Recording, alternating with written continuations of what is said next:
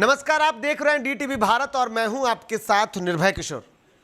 दरअसल चुनाव को लेकर के लगातार लोग अपडेट की इंतजार कर रहे हैं और एक बार फिर से मैं आप सबके बीच में चुनाव से जुड़ी हुई अपडेट्स लेकर के आया हूं। आपको बता दूं कि चुनाव की तैयारियां चल रही हैं, वो थमी नहीं है। हालांकि कोरोना काल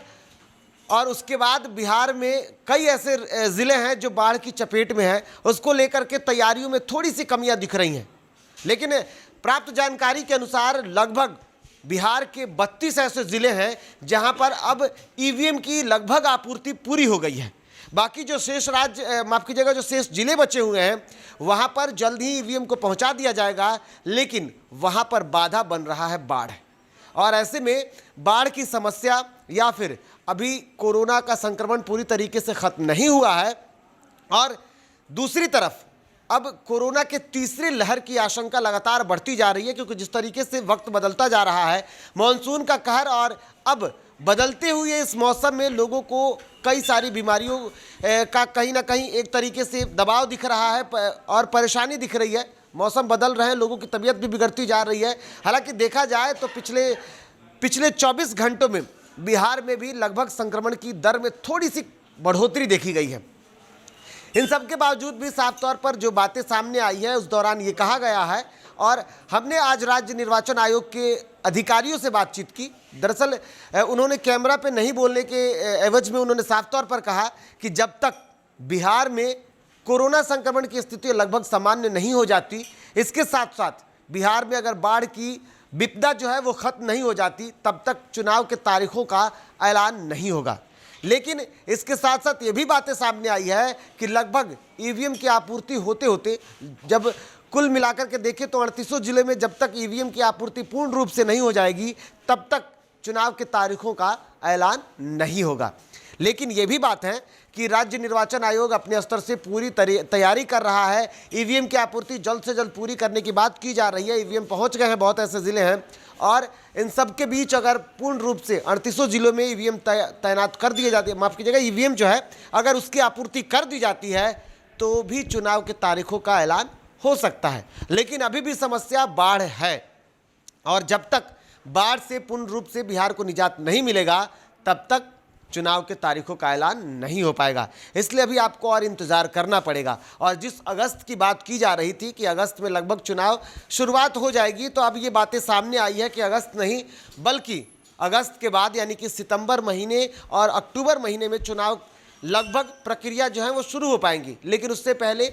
दो समस्याएं, एक बाढ़ और दूसरी कोरोना की स्थिति अगर ना बिगड़ती है और बाढ़ जब तक नहीं खत्म होता है तब तक किसी भी तरीके की तैयारी और किसी भी तरीके का मतदान नहीं हो पाएगा।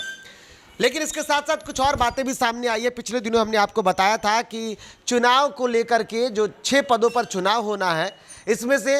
आपको एक बार फिर से बता दूं कि 4 पदों पर ईवीएम से मतदान होना है, जबकि 2 पदों पर बैलेट पेपर से, जिसमें पंच और सरपंच 2 ऐसे पद हैं जिस पर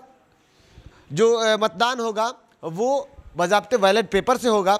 और इसके साथ साथ हमने पहले वीडियो में ये भी जानकारी दे दी है कि कौन से व्यक्ति यानी कि कौन से प्रत्याशी जो होंगे, जनप्रतिनिधि जो होंगे, वो किस सिंबल पर चुनाव लड़ेंगे, इसकी जानकारी हमने दे दी है। लेकिन आज जो जानकारी मिली है उसके अनुसार आपको बता दूं कि कौन कौन से लोग जो मतदाता हैं, ये खबर उनके लिए खास है कि अगर आप मतदाता हैं और आप का जो नाम है वो वोटर लिस्ट में है, लेकिन आपको ऐसा लगता है कि आपके पास कुछ ऐसे पहचान पत्र नहीं है, तो आप कैसे वोट दे सकते हैं। तो दरअसल ये जानकारी आपके लिए इसलिए खास है क्योंकि जानकारियों के मुताबिक कुछ लोग ऐसे हैं जिनके पास कुछ अलग से पहचान पत्र है। तो आपको बता दूं कि कौन कौन से लोगों के पास अगर किस तरीके का पहचान पत्र होगा तो वो चुनाव के दौरान मतदान दे सकते हैं। सबसे पहली बात है कि अगर आपके पास मतदाता आधार कार्ड होना चाहिए, अगर नहीं है तो कोई बात नहीं। इसके साथ साथ आप श्रम विभाग से जारी स्मार्ट कार्ड जो होता है उस पर भी वोट कर सकते हैं। इसके अलावा मनरेगा द्वारा जारी जॉब कार्ड पर भी आप वोटिंग कर सकते हैं। साथ ही साथ पेंशन पहचान पत्र, दिव्यांग पहचान पत्र, राष्ट्रीय जनसंख्या नियंत्रक की ओर से जारी स्मार्ट कार्ड, बैंक या डाकघर का फोटो युक्त पासबुक, बैंक या पैन कार्ड, ड्राइविंग लाइसेंस, राज्य या केंद्र सरकार के द्वारा कर्मचारियों को जारी की जाने वाली फोटो युक्त पहचान पत्र, विधायक या सांसद को जारी फोटो युक्त पहचान पत्र, स्वतंत्रता सेनानी का फोटो युक्त पहचान पत्र, शैक्षणिक संस्थान द्वारा जारी पहचान पत्र, मतदाता पहचान पत्र, इसके साथ साथ जमीन का अगर दस्तावेज आपके पास हो या फिर सशस्त्र लाइसेंस यानी कि जो हथियार होते हैं उस हथियार का लाइसेंस अगर आपके पास हो तो भी आप उसके आधार पर मतदान कर सकते हैं। यानी कि ये समस्या बड़ी समस्या होती है लोगों की, और ये जानकारी आपके लिए इसलिए ज़रूरी थी क्योंकि अगर आप वोट देना चाहते हैं। और इसके साथ साथ बहुत ऐसी बातें हैं, दरअसल जनसंख्या नियंत्रण को लेकर के जो बातें लगातार सामने आई है, और ऐसे में अब बिहार के कई जिलों में भ्रमण पर निकले पंचायती राज मंत्री सम्राट चौधरी ने कई जगहों से ऐसे बयान दिए हैं, और इस दौरान उन्होंने साफ तौर पर कहा, हालांकि वो जनसंख्या नियंत्रण के पक्ष में दिखे, लेकिन उन्होंने ये कह दिया है कि इस बार के चुनाव में किसी भी तरीके के नियमों का इस बार पालन नहीं होगा। दरअसल इस बार अगर आपको 2 या 2 से अधिक बच्चे हैं तो भी आप चुनाव लड़ सकते हैं, लेकिन आगे अगर चुनाव होता है तो उसे नगर निकाय के चुनाव में जो नियम कायदे कानून लागू होते हैं जिसमें 2 बच्चों से अधिक वाले चुनाव नहीं लड़ सकते, तो वो भी चुनाव के नियम जो होंगे वो अब ग्राम पंचायत के चुनाव पर देखने को मिल सकते हैं। लेकिन फिलहाल ये है कि अभी चुनाव की तैयारियां चल रही हैं, लेकिन चुनाव के तारीखों का आने वाले कुछ दिनों तक कोई अनुमान नहीं दिख रहा है, क्योंकि बिहार में बाढ़ और दूसरी अब फिर से एक बार कोरोना संक्रमण की जो कह सकते हैं कि रफ्तार अब बढ़नी लगभग शुरू हो रही है, क्योंकि पिछले 24 घंटे के जो आंकड़े देखे गए हैं उसके अनुसार लगभग